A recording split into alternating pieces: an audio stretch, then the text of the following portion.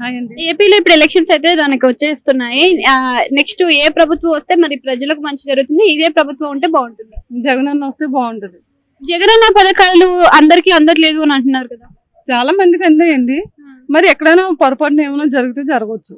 అంటే మహిళలకు కూడా 0 వడ్డీ అని చెప్పేసి ఇచ్చారు, మరి అవి అందాయా? అందాయి, ప్రతి ఒక్కరికి అందాయి. తీసుకొని కూడా తీసుకోలేదంటే ఇంకా ఎవరు ఏం చేయలేరు మేడం. అంటే వాళ్ళ క్యాస్ట్ వాళ్ళకే సపోర్టింగ్ ఎక్కువ ఇచ్చారు అని అంటే లేదు లేదు, వీళ్ళు వాళ్ళు నాదోళ్ళు పేదోళ్ళు అని లేదు, ప్రతి ఒక్కరికి కూడా మంచిగానే చేస్తున్నాడు జగన్ అన్న అయితే మాత్రం. ఏటి అమ్మఒడి ఇచ్చాడు, ఇంకా పిల్లలకి స్కూల్లో అన్ని సౌకర్యాలు ఇచ్చాడు, బట్టలు ఇస్తున్నాడు, బూట్లు ఇస్తున్నాడు, వాళ్ళ చదువులకి సరిపడా డబ్బులు ఇస్తున్నాడు.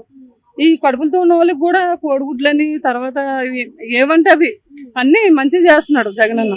జగన్ అన్న వచ్చినాక బాగుంది. ఇల్లు లేని వాళ్ళకి ఇల్లు ఇచ్చాడు, ఏమీ తక్కువ చేయలేదు. అంటే ఇప్పుడు చంద్రబాబు నాయుడు గారు వస్తే మరి విజయన్ ఉన్న పర్సన్ ఇల్లు ఇవ్వడం కూడా మరి డెవలప్మెంట్ కూడా బాగా జరుగుద్ది అంటున్నారు కదా. మరి చంద్రబాబు నాయుడు అంత ముందు చేశాడు కదండి, అప్పుడేమయ్యాడు?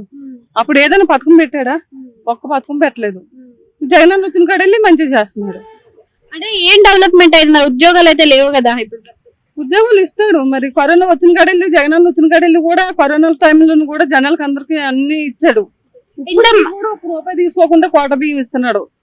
ఇంత మంచి చేసినప్పటికీ మరి సొంత చెల్లి వ్యతిరేకత ఎందుకు చూపిస్తుంది అనుకోవచ్చు? వాళ్ళు మరి మార్చేసుకున్నారంట ఆమెని. చంద్రబాబు నాయుడు తర్వాత ఏం పేరు ఆయన పేరు పవన్ కళ్యాణ్ గారు, వీళ్ళు మార్చేశారంట ఆమెని. అంతకుముందు మంచిగానే ఉండేది, వాళ్ళు ఏమేమో చెప్పి అలా చేశారంట.